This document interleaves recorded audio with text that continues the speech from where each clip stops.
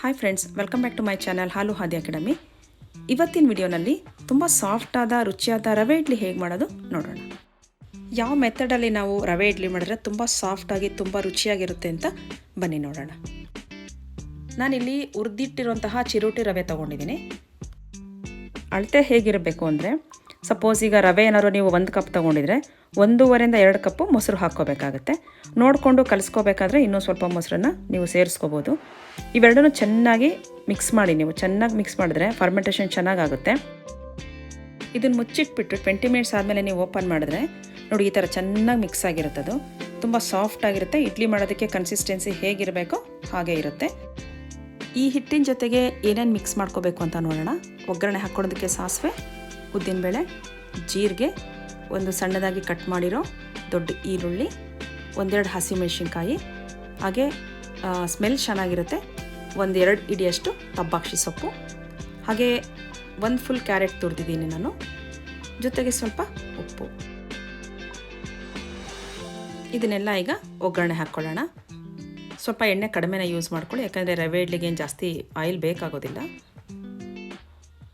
ಈಗ ಒಗ್ಗರಣೆ ಹಾಕ್ಕೊಳ್ಳೋಣ.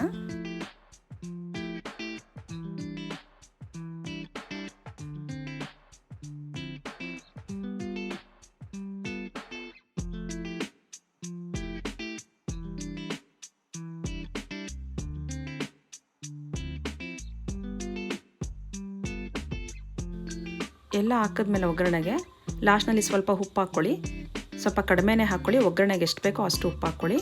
ಕೊನೆಯಲ್ಲಿ ಮತ್ತೆ ಸ್ವಲ್ಪ ಉಪ್ಪು ಸೇರಿಸ್ಕೋಬೇಕಾಗುತ್ತೆ. ಸ್ವಲ್ಪ ಸ್ಮೆಲ್ಲೆಲ್ಲ ಸೊಪ್ಪಿಂದ ಹೋಗೋವರೆಗೂ ಒಗ್ಗರಣೆ ಹಾಕಿ, ಇಲ್ಲಾಂದರೆ ಹಸಿ ಇರುತ್ತೆ ಇಡ್ಲಿನಲ್ಲಿ, ಸ್ಮೆಲ್ ಚೆನ್ನಾಗಿರಲ್ಲ. ಈಗ ನೆನೆಸಿಟ್ಟಿರೋ ಹಿಟ್ಟನ್ನು ಸ್ವಲ್ಪವಾಗಿ ನಿಧಾನಕ್ಕೆ ಹಾಕ್ಕೊಂಡು ಕಲಸಿ ಸ್ಟವ್ ಆಫ್ ಮಾಡ್ಕೊಳ್ಳಿ. ಈಗ ಇಡ್ಲಿ ಬ್ಯಾಟರ್ ಮತ್ತು ಒಗ್ಗರಣೆನ ಚೆನ್ನಾಗಿ ಮಿಕ್ಸ್ ಮಾಡಿ. ಜೊತೆಯಲ್ಲಿ ಸ್ವಲ್ಪ ಸಾಲ್ಟು ನೋಡ್ಕೊಂಡು ಹಾಕ್ಕೊಳ್ಳಿ. ಸಾಲ್ಟ್ ಆಗಲೇ ಹಾಕಿದ್ವಿ ನಾವು. 1/2 ಟೇಬಲ್ ಸ್ಪೂನು ಅಡುಗೆ ಸೋಡಾ ಹಾಕ್ಕೊಳ್ಳಿ. ಇಡ್ಲಿ ಸಾಫ್ಟಾಗಿ ಬರುತ್ತೆ. ಈಗ ಇಡ್ಲಿ ಬ್ಯಾಟರ್ ರೆಡಿ ಇದೆ. ಈಗ ಆಲ್ರೆಡಿ ನಾನು ಇಡ್ಲಿ ತಟ್ಟೆಗಳಿಗೆ ಎಣ್ಣೆ ಸವರಿ ಇಟ್ಟಿದ್ದೀನಿ. ಇದಕ್ಕೆಲ್ಲ ಫಿಲಪ್ ಮಾಡೋಣ. ಈಗ ಈ ಇಡ್ಲಿ ತಟ್ಟೆಗಳನ್ನು ಸ್ಟವ್ ಮೇಲೆ ಕುಕ್ಕರಲ್ಲಿ ನೀರು ಬಾಯ್ಲ್ ಆಗ್ತಾ ಇದೆ, ಇದರಲ್ಲಿ ಜೋಡಿಸೋಣ.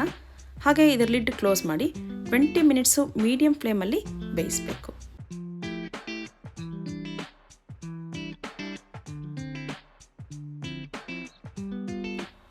ಈಗ ನೀವು ನೋಡ್ತಾ ಇದ್ದೀರಾ, ತುಂಬ ರುಚಿಯಾಗಿರೋ ಹಾಗೆ ತುಂಬ ಸಾಫ್ಟಾಗಿರೋ ರವೆ ಇಡ್ಲಿ ಚಟ್ನಿ ಜೊತೆ ರೆಡಿ ಆಗಿದೆ.